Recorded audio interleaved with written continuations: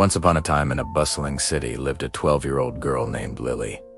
She knew nothing else but the busy streets, tall buildings, and the sound of cars rushing past every day. But her father had been raised in the countryside where his parents, Lily's grandparents, still lived. One summer, her parents decided it was time to visit the old home again. For Lily, this was a first. She had never met her grandparents properly, not since she was a baby. The moment she heard the news, her heart leaped with excitement. She couldn't stop asking questions. What do they look like? What's their home like? Do they have animals? When the family finally arrived, Lily was overwhelmed. The air smelled different, fresh and earthy, nothing like the city. Her grandparents welcomed them with open arms, their faces warm with joy and love. Not far from the wooden house, under the shade of a mango tree, Lily noticed a cow.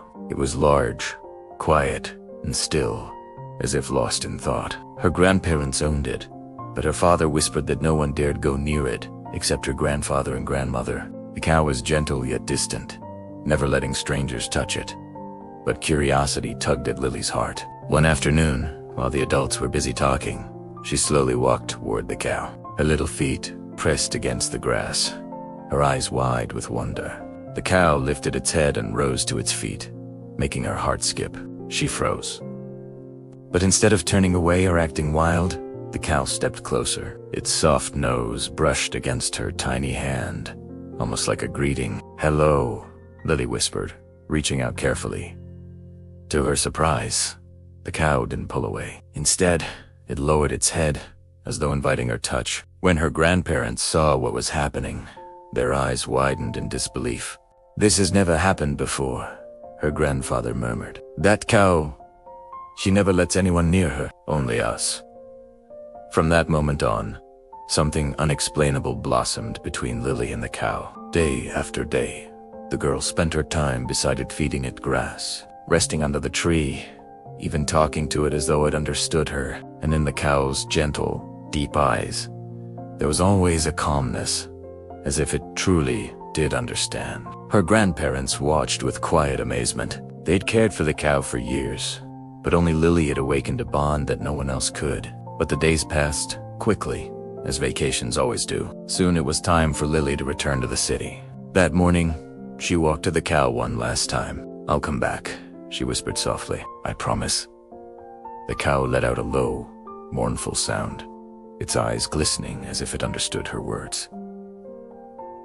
After the family left, the cow changed. It stopped eating like before. It stood quietly under the same tree, often calling out with deep cries that echoed through the fields. Her grandparents, though they loved the cow dearly, could see it was waiting for Lily. When Lily heard the news, she felt her heart ache. From then on, she made a vow. Every school break, every holiday, she would return. And true to her word, she did. Each time the cow came alive again, as if the days of waiting had melted away the moment it saw her. The bond between them was not just rare, it was something magical. A quiet proof that love can grow even between a little girl and a creature who chose her, and only her, to trust. Many years later, Lily, now a grown woman, would return to the countryside. Not just for the holidays, but to spend as much time as she could with her grandparents and of course with the cow that had become her best friend. Their story became a local legend, a tale whispered by the wind through the tall grass, a testament to the extraordinary connection that can form between a girl and a cow.